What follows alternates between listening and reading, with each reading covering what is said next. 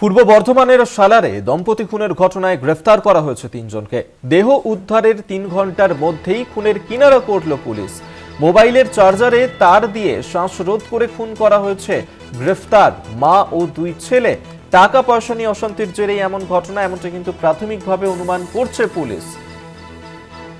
আপনাদেরকে জানিয়ে রাখবো, মোবাইলের চার্জারে তার দিয়ে শ্বাসরোধ করে খুন করার ঘটনা ঘটেছে এবং এই ঘটনাকে কেন্দ্র করেই উত্তপ্ত পূর্ব বর্ধমানের সালার। সেখানেই দম্পতি খুনের ঘটনায় গ্রেফতার করা হয়েছে ৩ জনকে। দেহ উদ্ধারের ৩ ঘন্টার মধ্যেই খুনের কিনারা করল পুলিশ। খুনের ঘটনাতে ইতিমধ্যেই ৩ জনকে গ্রেফতার করা হয়েছে। কুনাল চট্টোপাধ্যায় আমাদের সঙ্গে টেলিফোনে রয়েছেন প্রতিনিধি, বিস্তারিত জানবো। কুনাল, ঠিক কি ঘটনা ঘটেছে, কি কারণে খুন, পুলিশ কি বলছে?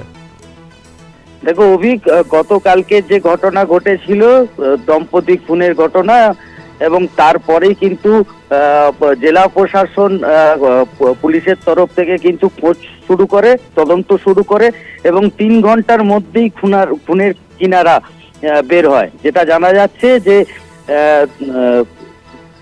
ইঞ্জিনিয়ারিং এবং কলেজ পড়ুয়া 2 ছেলেকে সঙ্গে নিয়ে মাসি এবং মেসোমশাইকে খুন, এবং যেটা জানা যাচ্ছে যে পূর্ব বর্ধমানের ভাতারের রবীন্দ্রপল্লী দম্পতি খুনে জড়িত 3 জনকে গ্রেপ্তার করেছে ইতিমধ্যেই বর্ধমান থানার পুলিশ, এবং ধৃতদের বাড়ি হচ্ছে বর্ধমান শহরের মিঠাপুকুর এলাকায়।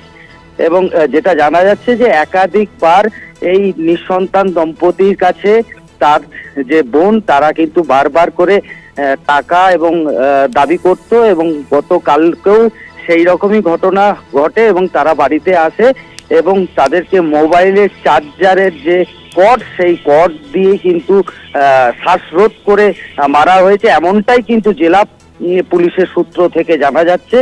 এবং গোটা বিষয়টাই তাদেরকে গ্রেপ্তার করে পুলিশ হেফাজতে নিয়ে তদন্ত শুরু করেছে জেলা পুলিশ। ধন্যবাদ তোমায়। কুনাল চট্টোপাধ্যায় আমাদের সঙ্গে টেলিফোনে ছিলেন প্রতিনিধি।